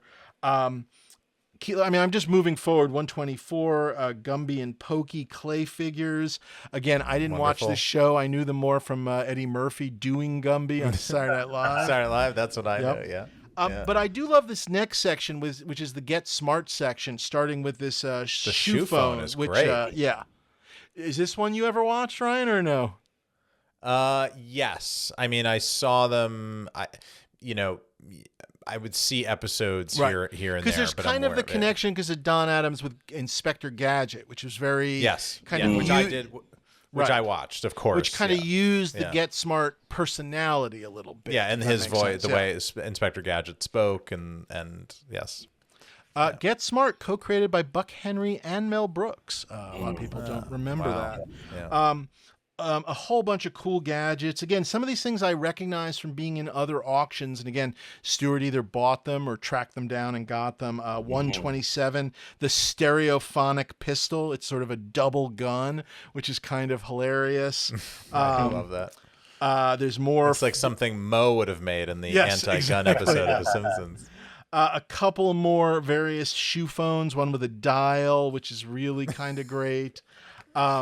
A cone of silence, 130. This was the thing that they always like. It was basically this great running gag where it was always like, it's something so secret, we have to talk in the cone of silence, and they would make the chief bring the cone of silence down. And then no matter, it would never work the way they wanted it to work. And they just were trying to have a conversation where they couldn't hear each other and ended up having to come out of the cone of silence to actually talk. And it's like, you knew the gag was coming, it didn't matter, and it worked every goddamn time. So this is a lovely stroll down sitcom lane. Yeah. So, you know, funny detail.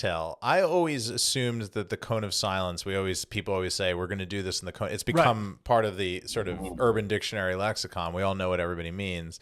I always assumed it came from Get Smart. And look, it very much does. But I reread Dune a couple of years ago in anticipation of the second movie. Oh, and there's a cone of silence in there? That's a thing that they use that they can call up to go into, that where no spy, it's one of those very like Herbert sort of devices where, you know, no assassin's poisoned, whatever, but no spy can hear what's going on. And Dune predates Get Smart by a couple of years. So you have to wonder is that a thing that they read and, oh, this is awesome, we're going to make the joke version of it. That's fascinating. I'd be very interested to know. Because in Dune it works. I was shocked. It does work. Yes, it does work, but it's called exactly the same thing. And I did not remember, I had read Dune before. It was just a detail that slipped my mind until I was rereading it as a, you know, somewhat grown adult. I should point out, Lot 130, the Cone of Silence, is from Get Smart Again, which was when they brought them back, like in the late 80s, the reboot, but still very Not neat. to be confused with the feature film, The Nude Bomb. The Nude Bomb, which did not have Agent 99, right? Did not have Barbara Feldon, and therefore it doesn't work for me. Just goes to show that reboots are not new. Yeah. Reboots and recycles are not new. Hollywood has been doing this stuff for a long time. 131, Gas Gun from the Green Hornet. Then a whole bunch of Green Acres stuff, including an Arnold pen, Arnold Ziffel the pig, which Green Acres, I know the theme song, not a show I remember well. Sorry. That's kind of one of those ones you watch the theme song, the starting, and you change the channel to something else. Yeah, not a show I loved. 134, Peter Graves, Mission Impossible, Jim Phelps. I mean, could not be more sort of 60s, 70s jacket. I mean, that is a great sort of houndstooth jacket. The reboot I watched, but Peter Graves was in the reboot, so really enjoyed that. Was that the one that they did when which I think started when we were the Writers Guild and people were on strike, and so they just pulled the old scripts out and just made old Mission Impossible scripts with like a vaguely new team or something like that, I think, or maybe it was going and they pulled old episodes out during the strike. But there's some strike connection to when they made more Mission Impossibles. I believe there's a story like that, which is kind of cool. Lot 135, a Dragnet badge, Joe Friday, very interesting. Some Carol Burnett, 136, 137, The Flying Nun. I mean, 60s television, there is something here for everybody. 60s into the 70s. 138, Adam 12, 139, a Flying Fickle Finger of Fate, which was their that I remember kind of award. Childhood. Yep, never liked Laugh-In, not one I ever enjoyed. 140, Bozo the Clown, which I did used to watch as a kid on Channel 9 in New York City. No, I mean, seeing just the head is terrifying. But when you see the picture of him, you don't like him as a picture, Bozo? No? No, he's coming to bury me under his porch. All right, fair enough. It's so funny. This to me was like a beloved character, Bozo, in like I said, in the 70s there. And you get the full outfit. Now the franchise is owned by actor David Arquette. Is it really? Oh, fascinating. Yeah, just interesting little trivia there. Wow. Couple of 142, a couple of odds and ends from MASH, a couple of hats. We've got a Sherman T. Potter cap, a radar cap. And then, did you watch MASH, Ryan? Was that a show for you at all? The back end, maybe? I think I've said this before, but The MASH music coming on to Is me was bedtime? always bedtime. Gotcha. Yeah, because it was like that 100%. was it. It was that meant it was I think 8 p.m. or 9 p.m. Is that 9 p.m.? I just remember that was it. That was the end of my evening on what is Saturday night, Friday night, Sunday night. What was I forget when it No, aired, but that was Monday it. nights. I want to Well, say maybe it was Monday nights. night. Maybe that was Yeah. it because it was school night back off to bed. So I felt could the do same the way. theme song. Yeah, and then when you learn that the theme song's title is "Suicide is Painless," it even makes you more bummed and depressed. Maybe that's why they rushed me off the bed. Yeah. I watched it mostly in reruns because I love the early seasons with Henry and Trapper John, as opposed to the later season. Frank Burns, who was just a great bad guy, so to speak. But I mean, I can remember I was in 7th grade, I think, when the finale aired, and it was it was a huge to do. The most watched episode of television in television history. Yeah. I mean, these pieces are fine, but I love this. Lot 145, Yes. the Fonz's jacket. Yes, I watched. I asked my son, I said, do you know who Fonzie is? And he, even somehow, he's never seen an episode, but somehow he knows who the Fonz is. And I thought that was pretty great that he kind of knows. So I was pretty happy about that. Can we add the only character that has the action figure with thumbs up action? Yes. Where the thumb actually can go. So I mean, that's how iconic they made his own tooling for the Fonzie figure. And there's actually This seems to have great provenance too. Yes, they really wonderful provenance, and there's 2 of them. There's a second one also with equally good provenance. I guess one comes directly from him, and one comes from something else. But if you jump a minute, so Born 46 is a Wonder Woman full ensemble, which is great, and then Laverne and Shirley. I mean, I'm moving quickly, but there's another. Wait, where is the other? Oh, jump to 153. Is the second full. Leather jacket. Yeah, this was an Azarian one. Butterfield's provenance, November 6, 2001.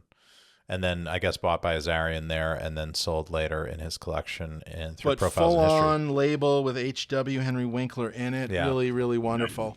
And that's a Smithsonian Museum piece. I think they have one. I believe they have one. Right? It's they on. don't have the trousers though, so I mean, this is everyone's opportunity to one up the Smithsonian. Yeah, that's what I love. Your That's chance to upgrade. Yeah, that's my collection's ambition, Rob, is to one up the Smithsonian. Jump back to 146, the full Linda Carter Wonder Woman, just amazing with all the various pieces. I not my favorite head. I don't know. I don't know. I don't like the lifelike heads, but that's me. But to each their own. You don't have to put it on the lifelike head, but that's a gorgeous costume, obviously. And then an extra set, lot 147 of the bracelets. Then 148, Laverne and Shirley, and L, a couple other Schatz Brewery things. If you look at 149 and 150, I mean, again, every show you can ever imagine. 154, the Tonight Show curtain from the final. That's crazy. The final episode, the last episode where Johnny said goodbye.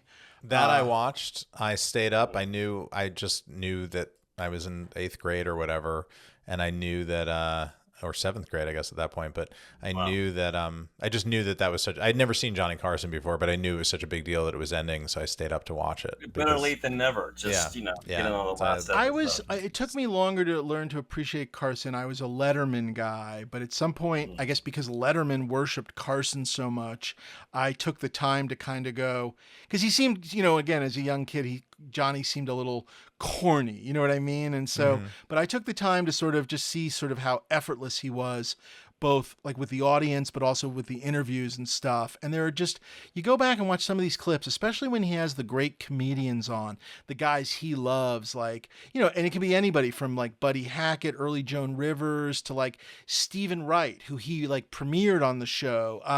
Pretty incredible to watch him like riff with these great comics. And again, you watch some of these guys sometimes now where the conversation is so stilted, and he was just so effortless. It was really, really wonderful. Yeah. So didn't he own the Letterman show? I think that was what made me respect Carson. I believe so. And I believe Lorne Michaels had to like go to Johnny Carson and get permission to do Saturday Night Live, because at the time they were airing like reruns of Johnny on Saturday in like 1976, and he was happy to not have the reruns on. And it sounded like, you know, when he heard what they were doing, it was nothing like he was doing, so he was sort of fine with it. But it's a sort of a famous story. A couple of odds and ends of Monkey stuff, but not stuff from the show. I love Lot 157, which is stage doors from The Price is Right. That's very fun. Couple of other odds and ends. This is where I guess we're just getting into like some of his random collection. 159 is an Elvis piece from Speedway. Lot 160 is Jackie Gleason from Soldier in the Rain. Nothing I've ever heard of, but obviously he was collecting Jackie Gleason. So there's kind of a Jackie Gleason section here where he's got Smokey and the Bandit hats, which are kind of very fun. Yeah, no, absolutely very fun. Does he have the Jackie Gleason costume or outfit he wore when he went to Area 51? Because that's the one that I would like to know. No mention of it. But a recent topic on our show, Lot 163, he has a replica Pee Wee Herman bike. So that's kind of interesting. I wonder. We should check in on Jay Squarlow and ask him if he can tell from this picture who made it. And we actually need to have Jay back on because he's got a couple of interesting updates on even more bike news. So we'll bring him on. Indeed. Yeah, that'll be very fun. A couple of pieces from the Flintstones movie, Lot 165. I mean, some of this end stuff, I guess, is just a little... Who the friend of the podcast, Chris Barton, worked on. Oh, very cool. Built props for. So there you go. Comes all the way back around. And then we should point out, as sort of an end, there are 2 internet sessions. Lot 166 and 167. These are just for you, Dave. Yes, from your his favorite Mel movie. Gibson collection. But let's jump to the very end. Basically, after the signature floor section, there are how many more lots? Almost over 100 more lots in session 2, which is the internet session. And it looks like, for example, there's some other villain pieces, maybe some lesser villain pieces from the Batman show. It looks like there's some replica stuff. So I don't. Roddy McDowell did not make the A cut as Bookworm. Unless Bookworm is a replica, I don't know. So we're all going to check out the second session, but just know that the second session exists, and you should check it out. And I will also point out that Rob and I went to Heritage, and we have been airing on our YouTube channel a whole bunch of us looking closer at some of these costumes, and just really digging in deep with those. So please check out those videos. I'm in a sweat. I'm exhausted from this. This was more. I think this was a bigger collection than I quite realized. Dave, Can I just say how impressed I am about how much you know about this period of television? I'm just your recall for it is of really random lines and episodes. I not necessarily the stuff. I mean, not just the stuff, but just thank you for noticing. Yeah. Because I took a little scan through this catalog earlier, and I was like, man, I'm a passenger on this bus. I was like, I know 60s Batman, a bit because I was a huge fan of that as a kid and loved it. And but I've seen some of the shows, but I do not know, cannot quote. But this is your, you grew up with this stuff. Rob and I are sort of similarly aged, and, we grew up at a time where, I guess there was cable, but I can certainly tell you my parents didn't have it at the time. And so you basically watched the channels you had. And certainly if you lived in a house like mine where the TV was on almost 24 hours a day, that just meant you were on the local channels 9, 5, and 11. And it was all just, 60s and 70s reruns, especially, you come home and just, they were airing these shows basically in lieu of cartoons for kids. It was like cartoons in the morning, and in the afternoon you got Gilligan's Island and Brady Bunch. And then some of the stuff like Petticoat Junction and Green Acres was more like if you were homesick. Those were like the late morning, I guess, for like adults that were home. Yeah. So if you stayed home and you were sick, that's when you saw Green Acres and Petticoat Junction and some of that stuff. Price is Right was my homesick because that game was the shows thing were great. Yes, exactly. I was allowed to watch because I would usually stay with my grandmother and she would let me watch, and that was an hour-long game show. So that was great fun on sick days. This is a hell of a collection. I mean, you can really kind of get your mind into what Stuart was doing, and he'd really done it. I mean, I guess unfortunately he was up to the next step, which was really trying to figure out how to deploy the collection. And then when he sadly passed away. But bravo, Stuart! This is a beautiful collection, and I think the catalog is a wonderful tribute to the sort of the collecting you did. It really. I mean, I know it's broad, but within its broadness, it was focused. He liked what he liked, and he was a real completist about, again, you can imagine walking into a room and he wanted to have a Gilligan's Island room or a 60s Star Trek room. And again, not everything, he was still working on some of the stuff, but boy, just an amazing collection. Yeah. I know it's impossible, but if you what's your favorite? I mean, is there something you're thinking about at all? Is there anything you're attracted to, Ryan? Where's your brain go? Yeah. Probably not. I just love that Joker costume, and I love the Batman hardware too. I think in a world where there weren't other things going on, I think I would just try to get like sort of one, like a Batarang. You know, I think I would just love that from the original series. That would be I mean, because that would look, I mean, I will say it's small. The Fonzie jacket's freaking cool too, by the way. Yeah. And by the way, the fact that there's two of them might mean maybe one is a bargain, you know, a lot of action on one, and maybe the other one slips through, something to think about. I do think the Batarangs, certainly in a world of just putting one next to your other Batman stuff, is not a giant, it's not going to fill up a lot of your space in a good way. Yeah, exactly. Yeah. But it would be a really interesting, just the journey from the 60s show to the 89 movie. I do love it. I'm definitely staring at a lot of the 60s Batman stuff. I'm staring at a lot of the random stuff. I mean, if I could walk away with something, and by the way, full range, like it could be a document too, like a piece of paper or something, but if something from Jackie Gleason, The Honeymooners, would be just, I think just so cool. That's cool. I would want to buy one of like the Laverne, like the L, like Shots Brewery things if I thought anyone at my house would wear it. Like if they would like, but like actually like wear it seriously, like wear it to school. That would be like a great thing. If I could convince Becky to wear like a Shots Brewery thing with a big L on it, I would be very excited. Yeah, that would be very fun. I don't think she's Rob, going to do it. what about you? Yeah. How about you, Rob? Where's your brain going? The L on the costume means it's Laverne's outfit. Yes. Okay. That aside, I don't. Other than the Joker, I think it's the Herman Munster. Ooh, nice. Okay, yeah. You know. And I am curious there. Again, I have no doubt there are Munster collectors out there, but I don't know what kind of numbers they're used to paying. I mean, again, this is what's interesting with some of these shows that have not necessarily are not in the public consciousness in the same way. Been out in the light. Yeah, there are 100. And not recently. There are 100% collectors of every one of these shows, and maybe this is what they've been waiting for. You know, so you don't know where these things are going to go. But I do think there's an opportunity to get stuff. If one of these like crazy 60s shows is one of your favorites, I think there's opportunity here. I don't know, something to think about as we close in on the 1 hour 45 mark. We should probably let people go. I have to get back to our Sunday, and you need to go to bed, Ryan. So, yeah. We're calling it. Yeah, I'm calling it there at 1 hour 45. Thank you, everybody. Check out, as I said, our YouTube videos with me and Rob Klein. Thank you. People can find you on Facebook, right? At the Facebook, yeah. The Rob and Amazon. Klein. Yep, and on Amazon for his book. And with any luck, perhaps we'll have you on to announce a new book, hopefully one of these days. Yeah, a couple in the works. It'll be very, very fun. What else? Follow us. The Stuart Berkowitz collection goes out under Hammer October 24th. Yes. HA.com. This is the live auction, followed by the internet's only session of Session 2.